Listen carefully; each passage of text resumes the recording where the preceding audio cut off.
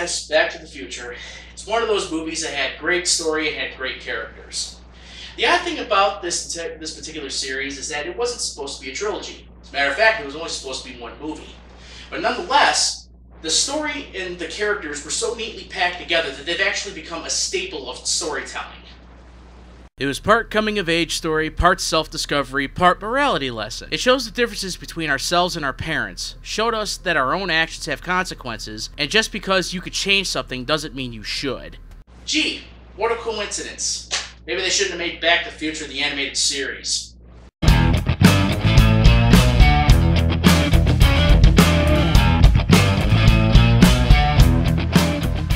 Welcome to Adaptation.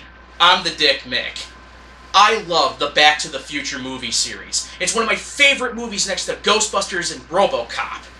Other than a great story, there's one other reason to love this movie. The fucking DeLorean time machine.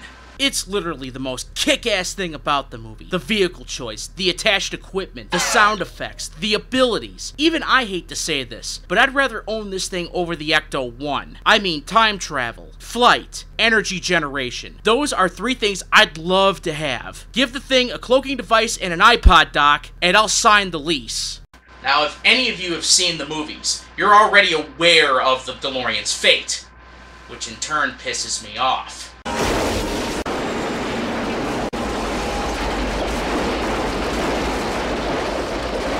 And then this fucking thing came into existence.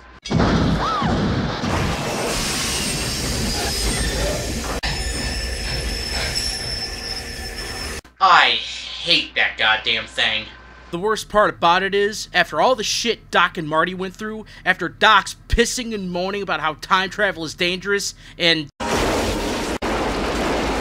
after all of the bitching, all of the warning, all of the shit Doc warned us about time travel, predestination paradoxes, and the possibility of destroying the universe was nothing but complete bullshit? Oh yeah, thank you for destroying the time machine like I asked, but I wanted to insult you and negate all you did by building another one.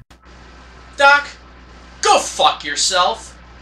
Trust me, I love the movie series. I love it to death. But when it comes to the ending of the series, nothing takes a shit in my Fruit Loops like this stupid-looking steampunk piece of shit that was built by Doc just to jam a red-hot rod into Marty's dick. What makes it worse is what's to follow.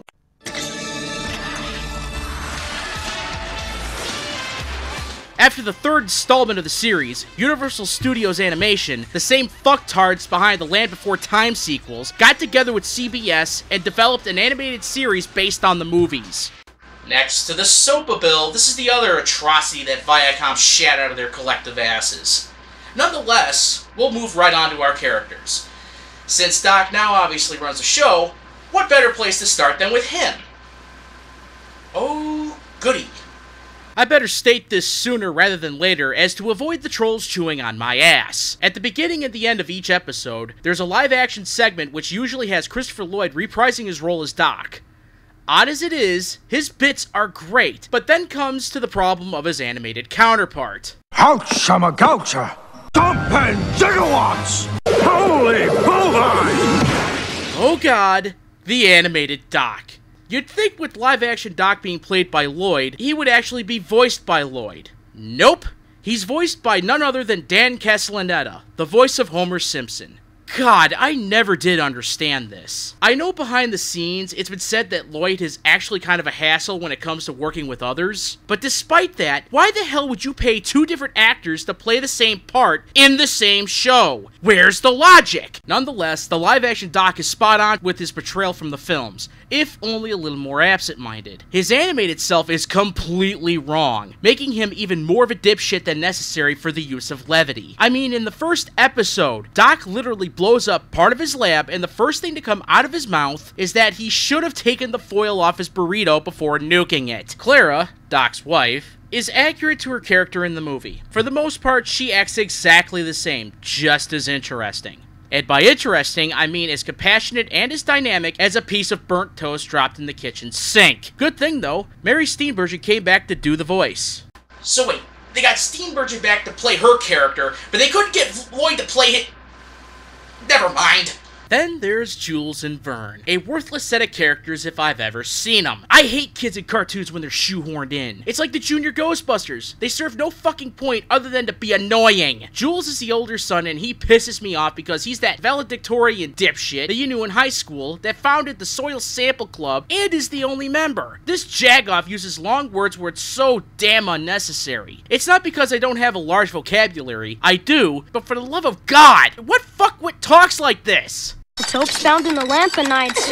Perfect for proving that a body in motion tends to lanthanides. But I might be able to utilize... God, make it stop! If that wasn't bad enough, you have the other side of the Skidmark brothers, Vern. This kid basically steals the show. Seriously, in the second season, 8 of the 13 episodes are set in motion by something that started with Vern. Combine that with the first season, in which there's 3 episodes like that, that makes for 11 total plot points started by this little fucking twerp. And there's only 26 episodes! Vern is just an idiot kid that likes video games.